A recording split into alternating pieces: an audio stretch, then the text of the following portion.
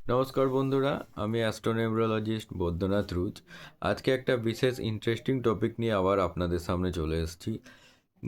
যেসব বাড়ির মহিলারা খুবই চিন্তিত বা গুরুজনরা খুবই চিন্তিত তাদের বাড়ির কোনো মেম্বারকে নিয়ে, যারা অ্যালকোহলিক হয়ে পড়েছেন বা অ্যালকোহল খুব বেশি পরিমাণে কনজিউম করেন এবং বাড়ির মধ্যেই তারা অ্যালকোহল কনজিউম করেন প্রচুর পরিমাণে, কিন্তু আপনারা কিছু চেষ্টা করলেও করতে পারছেন না বা ছাড়ানোর চেষ্টা করলেও করতে পারছেন না। তো সেই ক্ষেত্রে আপনারা এক কাজ করতে পারেন, চিন্তা না করে আপনারা এই কাজটি করার চেষ্টা করবেন। তার যে বোতলটা, কনজিউম করার বোতলটা বা অ্যালকোহলের বোতলটা আপনারা নর্থ ওয়েস্ট সাইডে রেখে দিন।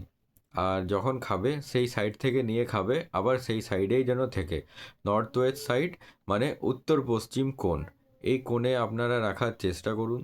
দেখবেন ধীরে ধীরে সেই ব্যক্তির সেই নেশাটার থেকে ডিটাচ হয়ে যাচ্ছে, তার হয়তো কনজিউম করার ইচ্ছেটা ধীরে ধীরে কমে যাবে।